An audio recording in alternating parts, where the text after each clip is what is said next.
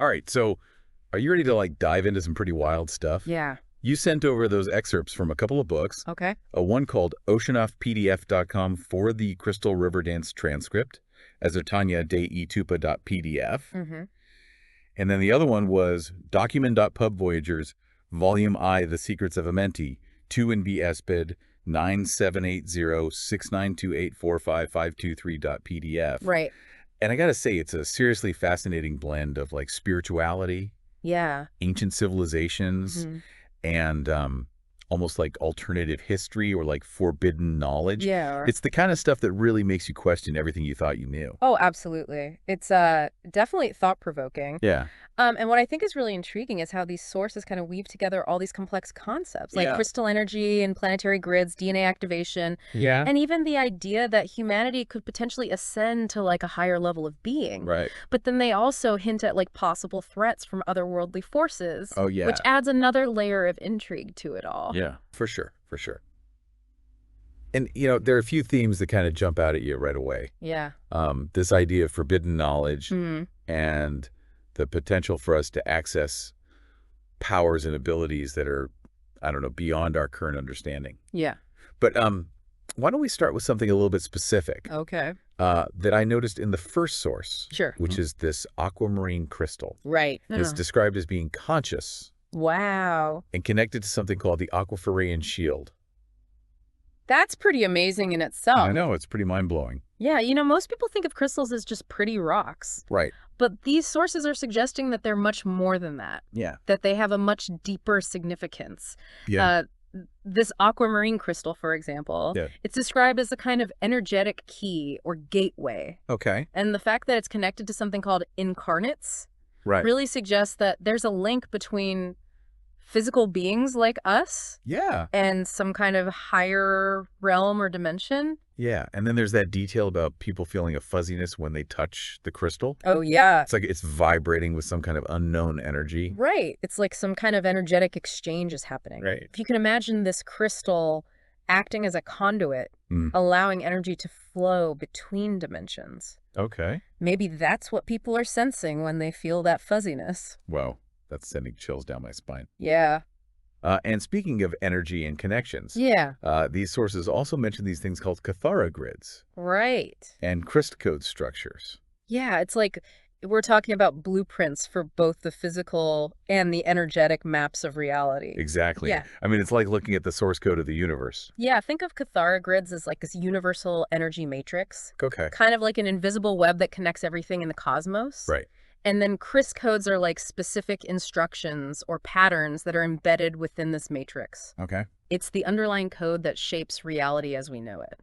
Wow. Okay. I'm trying to wrap my head around that. It's a lot to take in. It is. It Yeah. is. But then things get a little ominous. Yeah. When they mention this Ekaveka system Right. falling, what does that even mean? It definitely sounds pretty ominous. It does. The sources aren't totally clear on what a falling Ekaveka system actually entails. Okay. But if we look at it metaphorically, Yeah. it could represent like a dimensional shift Right. or a major energetic collapse. Yeah. It's like a cosmic system is failing, Right. which could have massive repercussions for everything that's connected to it. And Earth is described as a host system. Right. So Right. how do we fit into all this? Yeah, that's a good question.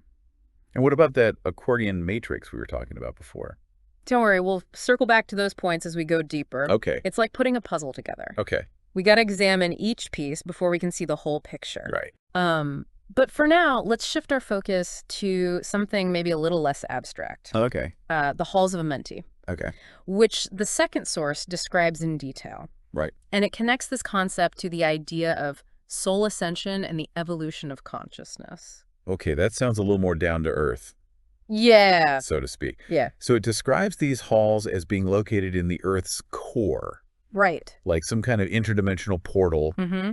I mean, are we talking about a physical location, That's a great question. or is this more of a symbolic representation? It seems like it could be both. Okay. They describe the Halls of Amenti as a physical location within the Earth's core, Right. but also as a bridge between dimensions. Okay. So it's like this point of convergence where the physical and the non-physical realms intersect. So we're saying the veil between realities is thin there or something? Yeah, I did say that. Okay. Yeah. But what's the connection to soul ascension? What does that even mean in this context? The sources suggest that soul ascension is basically about evolving our consciousness beyond its current limitations.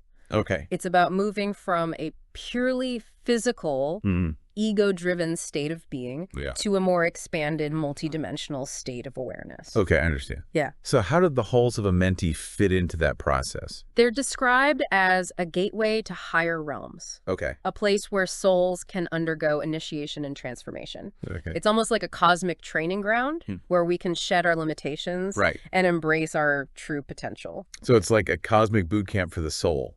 Yeah. Intense. Yeah. And then they also mention this sphere of Amenti, Right. which is connected to the halls.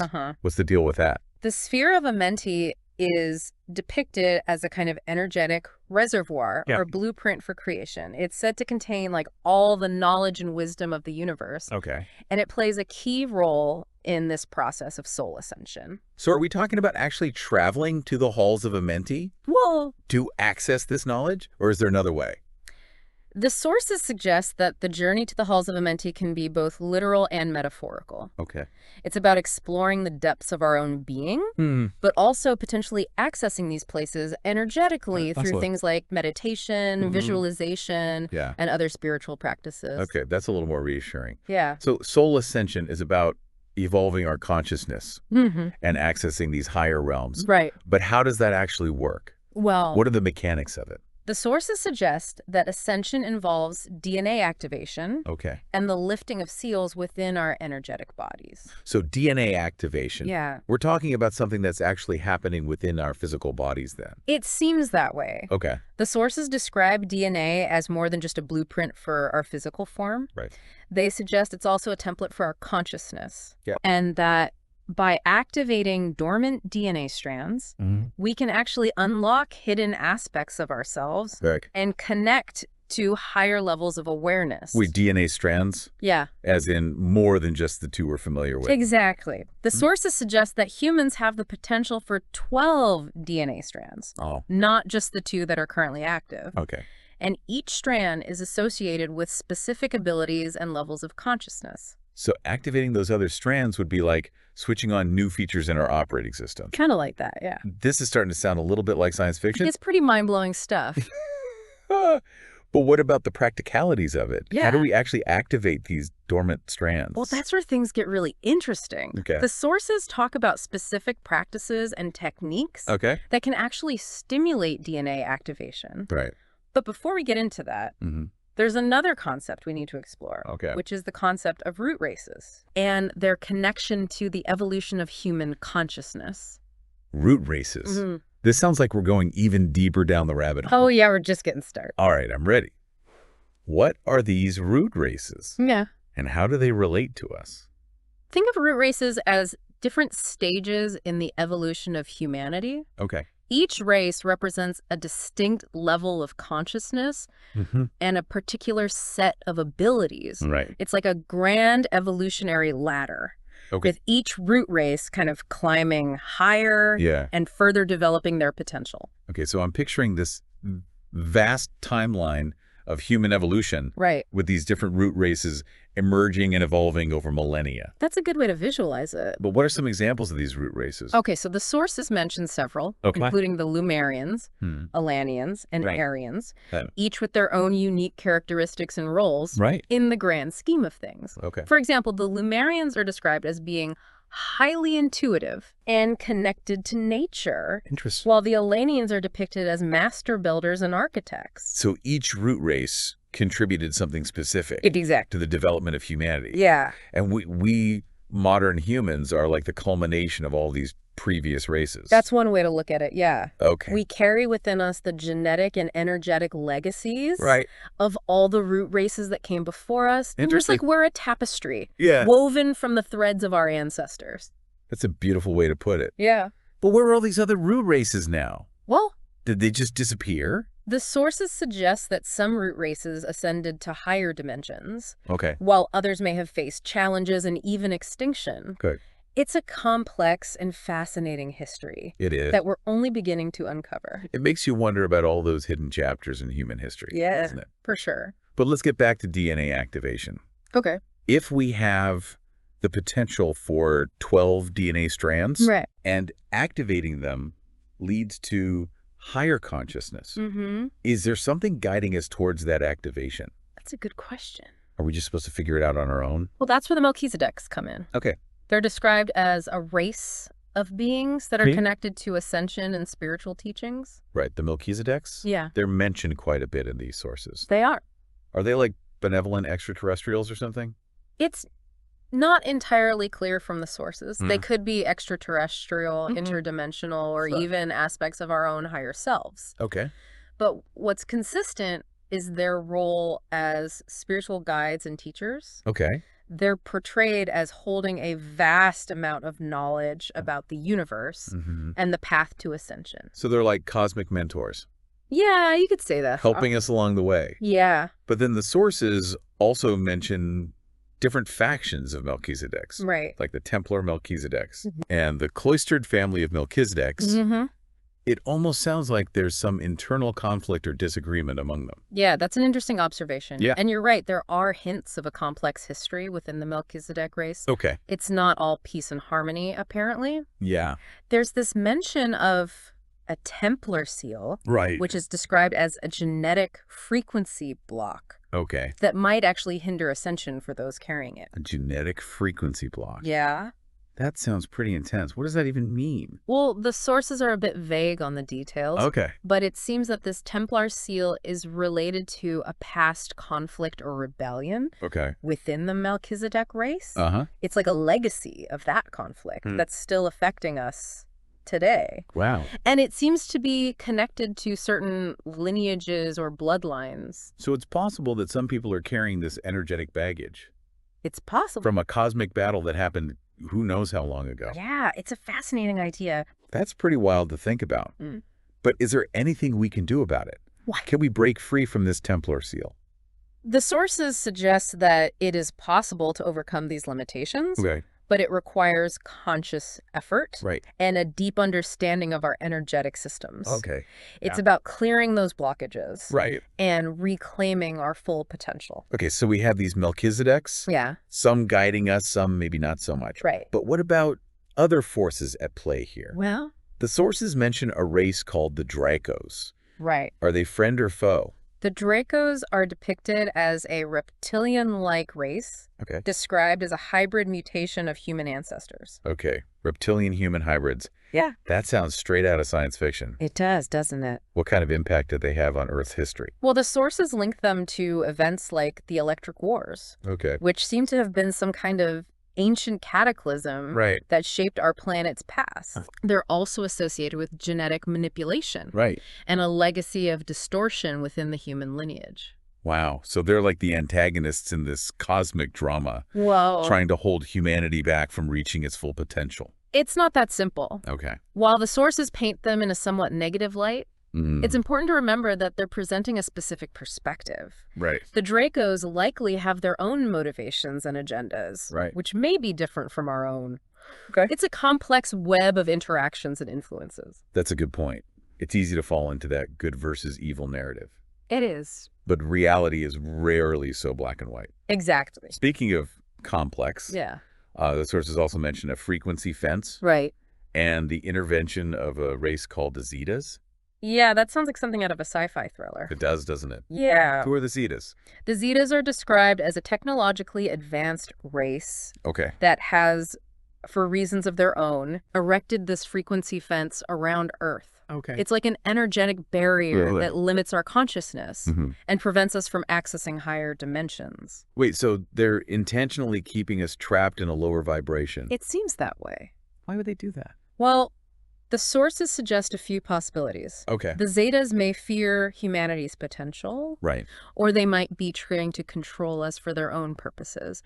It's also hinted that they're concerned about our ascension, believing that it could disrupt the balance of power in the cosmos. That's a chilling thought. And they have this brainwashing program. Yeah. Are they actively trying to manipulate our minds?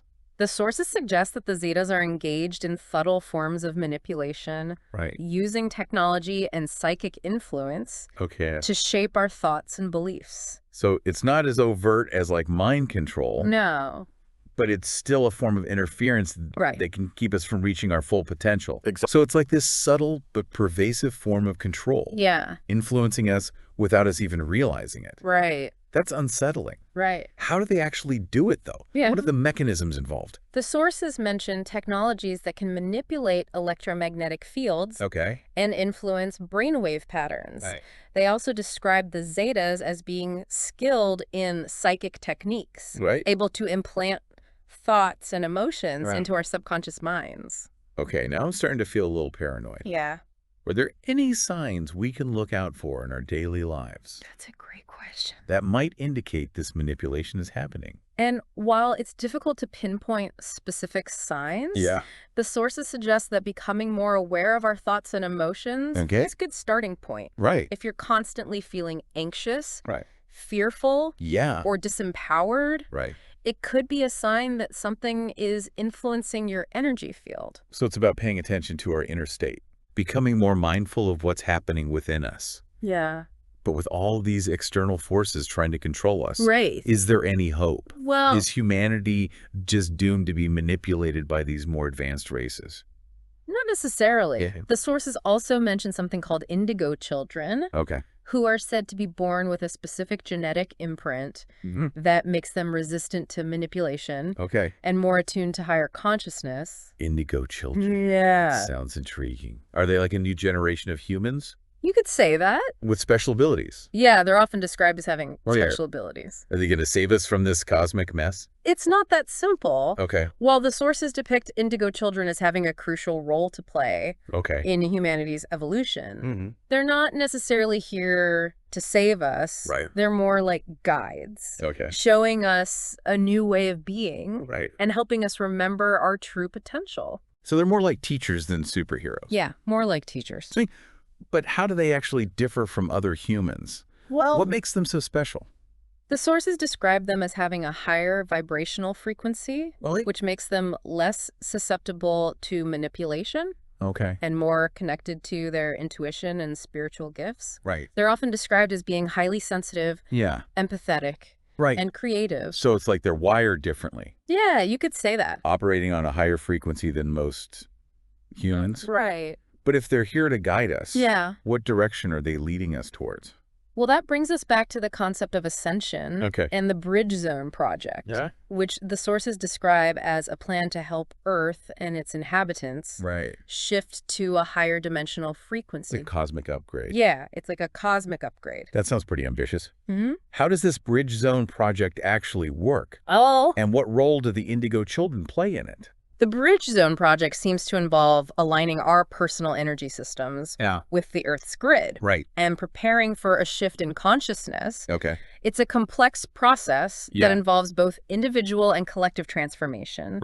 And the Indigo children, with their higher vibrational frequency, are like beacons of light showing us the way and helping to raise the overall vibration of the planet. So it's like a collaborative effort with these Indigo children acting as guides and the rest of us working to raise our vibration and align with this new frequency. Exactly. But the sources also mention a 3-day period of intense energy fluctuations and potential physical symptoms. It can be pretty intense. That sounds almost apocalyptic.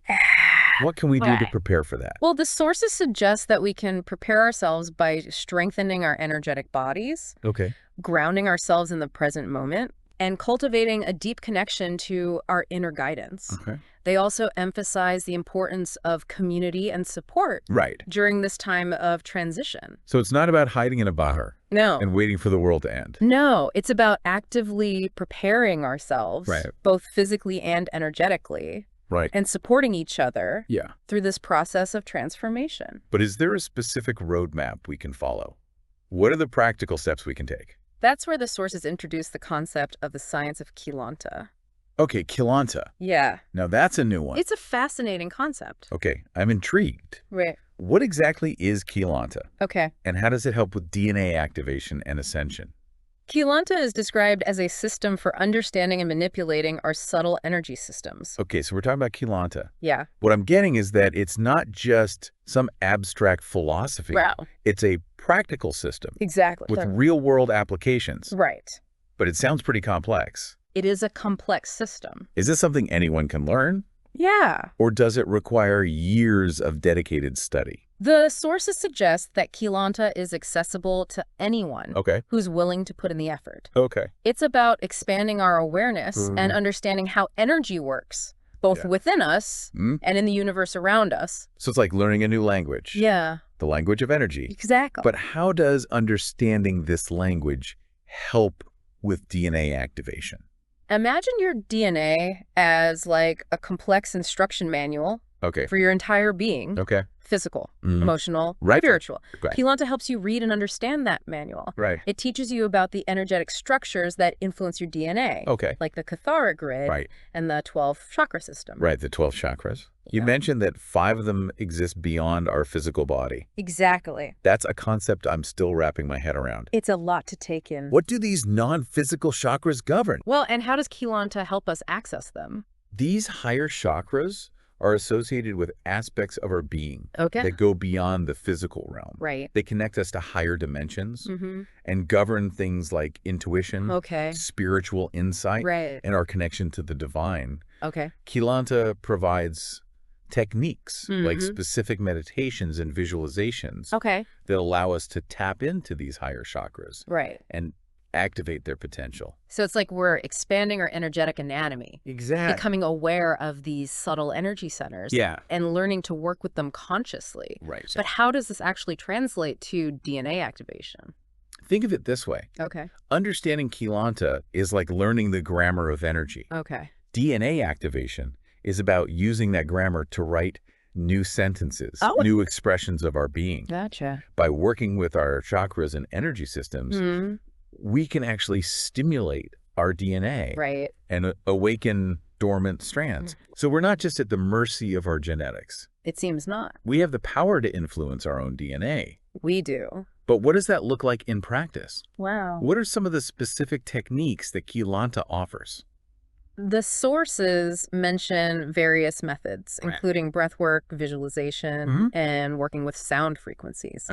For example, they talk about ringtones and prana breath cycles. Interesting. Specific breathing techniques that can activate dormant DNA. Prana breath cycles and ringtones. I gotta admit, some of this terminology sounds pretty out there. I know, it can sound a little strange at first. Yeah. Can you give me an example of how these techniques might work? Imagine using a specific breathing pattern while visualizing energy flowing through your DNA. Activating specific strands. That's a simplified example, of course. But the key is to combine conscious intention with specific energetic techniques to stimulate those dormant parts of ourselves. So it's a combination of mental focus and energetic practice. Exactly. But let's say someone puts in the effort. They learn Keylonta. They experiment with these techniques. What kind of changes can they expect from DNA activation? Well, what are the potential benefits? The sources suggest that the benefits can be quite profound, though they often manifest gradually. You might experience increased intuition, a heightened sense of awareness, and a deeper connection to your inner guidance. There's also the potential for enhanced creativity, accelerated healing, and even psychic abilities. That's pretty incredible. Yeah. But what about those potential threats we discussed earlier? Yeah. The zetas, the frequency fence, right. the risk of soul entrapment. Yeah, those are important considerations. Does DNA activation protect us from those? Expert speaker. It's not a foolproof shield, but it can definitely offer a form of energetic protection. By raising our vibration and activating those dormant DNA strands, right, we essentially make ourselves less susceptible to manipulation and interference. So it's like an energetic immune system boost. Exactly. Helping us fend off those negative influences. Yeah, and as more and more people awaken their DNA, right, align with the higher frequencies of the Bridge Zone project, we collectively create a stronger buffer against those threats. That's encouraging. It's like we're all in this together. We are. Supporting each other on this evolutionary journey. Absolutely. The sources emphasize the importance of community, Yeah. collaboration, and shared intention. It's like a cosmic support group. Yeah. For those who are awakening to their true potential. You could say that. But we're not just supporting each other, are we? No. We also have guidance from those higher dimensional beings. That's right. Like the Melchizedeks and the Indigo children. Exactly.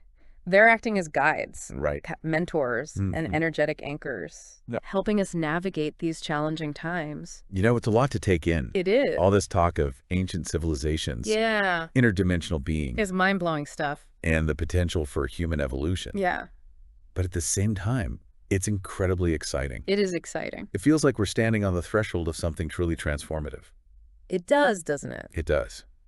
And it's up to each of us to decide how we want to participate in this unfolding story. Exactly. Do we want to remain passive observers? Right. Or do we want to actively engage in shaping our own destiny and the future of humanity? It's a choice we all have to make. Well, after this deep dive, I know I can't just go back to business as usual. I understand. This information has ignited something within me. That's great to hear. I want to explore Keylonta. Okay. I want to experiment with those DNA activation techniques. That's the spirit. I want to connect with others who are on this path. That's wonderful. It's out there. It's out there. Thank you for that. I think that's exactly what I needed to hear. You're welcome. It's easy to get lost in the details and complexities. It is. But ultimately, it's about trusting ourselves. Right. And taking those first steps. You got it. And remember, you're not alone on this journey. Thank you. There are countless others who are awakening to their true potential. Right. And working towards a brighter future for humanity. This has been an incredible deep dive. It has been fascinating. Thank you for sharing your insights. It's my pleasure. And helping me understand these complex concepts. Anytime. And for you listening. Yes. If this deep dive has sparked a sense of curiosity and wonder within you. Yeah. Don't let that flame die out. Right. Keep exploring. Yeah. Keep questioning and keep reaching for your highest potential. Right. The universe is full of mysteries waiting to be uncovered. It can offer some protection. Yeah. But it's not like a guarantee. Right. You know? Right. By raising your vibration and activating those dormant DNA strands, we basically make it harder for those negative influences to latch on. Okay. You know what I mean? Right. Right. So it's like an energetic immune system boost. Yeah, exactly. Yeah. Like you're strengthening your defenses against those lower vibrational energies. So the more people who are doing this work, right, the stronger that collective protection becomes. Exactly. It's like we're creating a shield, a higher vibrational shield around the planet. That's really encouraging. It's like we're all in this together. We are. It's a collective effort, you know? Supporting each other on this journey. The sources really emphasize that the importance of community, collaboration, shared intention. It's like a cosmic support group. It is. It's like we're all in this giant cosmic classroom together, learning and evolving together. But we're not just supporting each other. Right. Right. We also have guidance from those higher dimensional beings. Exactly. Right. We have those cosmic mentors looking out for us. The Melchizedeks. Yeah. The Indigo children. They're like the teacher's assistants. Right. You know? Yeah. Guiding us along the way. It's a lot to take in. It is. It's a lot to process. All this talk of ancient civilizations, interdimensional beings. Yeah, it stretches the imagination. Yeah, and the potential for human evolution. It really makes you question everything you thought you knew. It does. But it's exciting, too. It is exciting. It feels like we're on the verge of something truly transformative. It does feel that way, doesn't it? It does. It feels like the world is waking up to a whole new reality. And it's a reality full of possibilities. Yeah, and it's up to each of us to decide how we want to participate in this unfolding story. Exactly. Do we want to just sit back and watch? Or do we want to actively co-create this new reality? Well, after this deep dive... Yeah. I know I can't just go back to business as usual. I understand. This information has ignited something within me. That's amazing. I want to explore Keylonta. I want to experiment with those DNA activation techniques. That's the spirit. I want to connect with others who are on this path. It's out there. Yeah, it's out there. You'll find your tribe. I think I will. Yeah.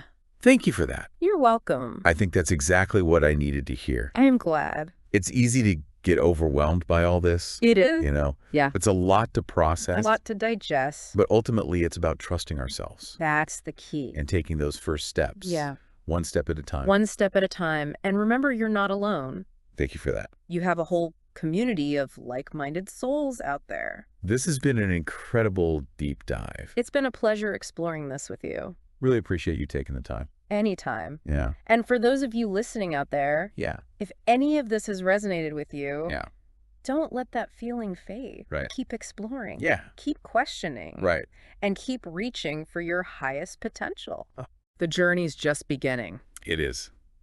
Well, that's all the time we have for today. It was great chatting with you. Likewise. Thanks for joining us.